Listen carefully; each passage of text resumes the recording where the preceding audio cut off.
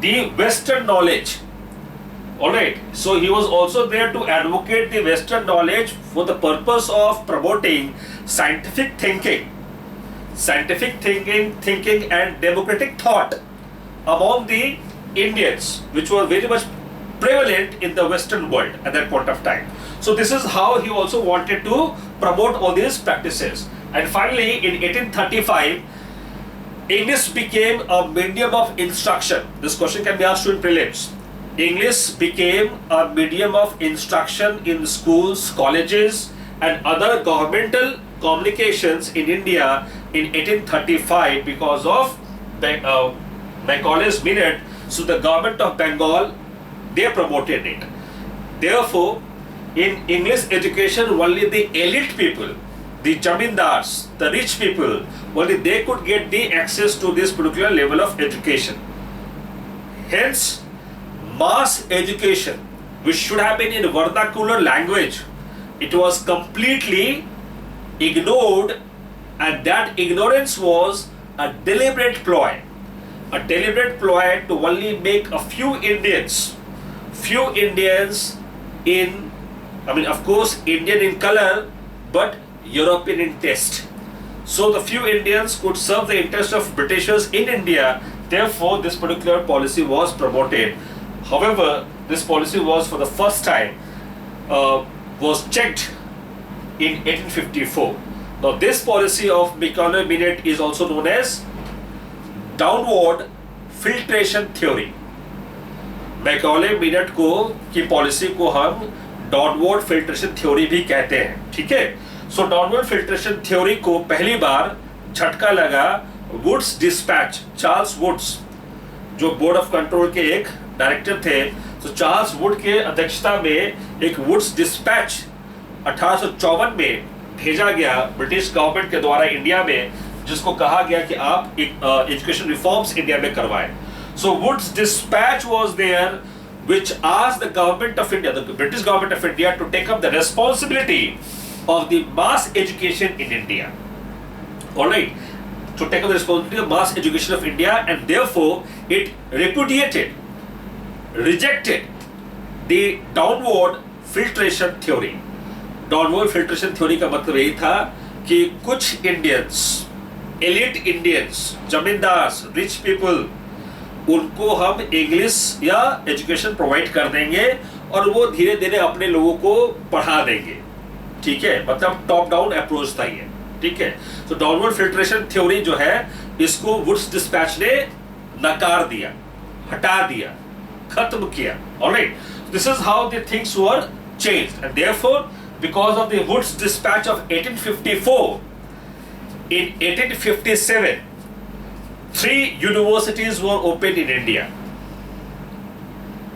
Bombay, Madras and Calcutta. So Bombay, Madras and Calcutta universities were opened in India, and let me tell you, Bankim Chandra Chatterjee, Kadambini Ganguly, they were the first among the graduates from the universities in India at that point of time. Fine. And this is how the things actually got changed after this particular experiment. Alright, and you can understand by 1857 India was having only 3 medical colleges and 1 engineering college in Roorkee, जो IIT Roorkee है आज, Roorkee, जिसमें सिर्फ अंग्रेज या Europeans वही पढ़ सकते थे, ठीक है. So this was the level of education in India at that point of time. Nevertheless, some reforms were introduced in India, especially between this period. Now, this period, that is 1857 to 1947, now this period is actually the period of modernization of India. It is actually the period of the Renaissance of India. Alright, and the socio-religious reform movement, we have to largely understand of this particular period only. So we don't have to take up this period as a very watertight compartment. What we have to understand, in this period, reforms were very much visible, but the beginning of those reforms had already been laid down in the early 19th century itself. ठीक है, तो 19वीं शताब्दी के शुरुआत में ही socio religious reform movements के process start हो गए थे। चाहे राजा राम मोहन रॉय का नाम मैं ले लूँ यहाँ पे, चाहे विवेक का नाम ले लूँ यहाँ पे, ठीक है, चाहे विवेकानंद का नाम ले लूँ यहाँ पे, ये सारे लोग इस प्रोसेस के ही पार्ट थे, ठीक है।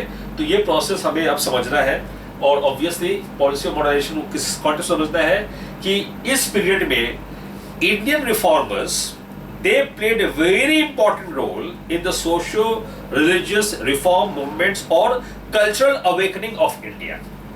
ठीक है, यहाँ के बाद ब्रिटिशर्स became very skeptical. 1857 के बाद they became very skeptical from the middle class of India. क्योंकि 57 के रिवोल्ट के बाद अब उनको ये लग गया कि ज़्यादा रिफॉर्म फॉर्म करेंगे तो ये लोग जो है हम पे चढ़ना शुरू कर देंगे। इसलिए उन्होंने क्या किया, उन्होंने कास्टिज्म और कम्युनिज्म को बढ़ावा देना शुरू कर दिया। Divide and rule was being followed from here onwards, जो फाइनली कल्मिनेट करता है इंडिया के पार्टीशन में, ठीक है। So the idea was that from here onwards they became very sceptical in terms of bringing reforms in India.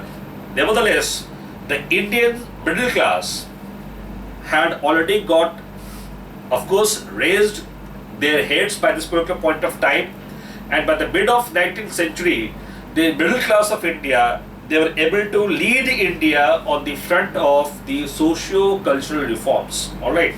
So now we have to understand the socio-religious reforms in our next video. All right.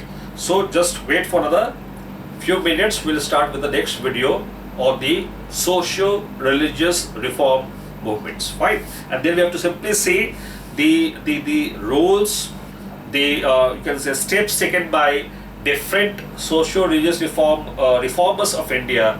And after that, this factual one, obviously. After that, we have to also analyze what was the nature of reforms, or nature of this movement, and what was its outcome, pros and cons both. All right. So we have to see this socio-religious reform movement in three aspects. One, nature of this reform movement. Second, contribution of reformers. And third, its critical analysis of the socio-cultural or religious reform movement of India. Fine. So see you in next video shortly. Thank you.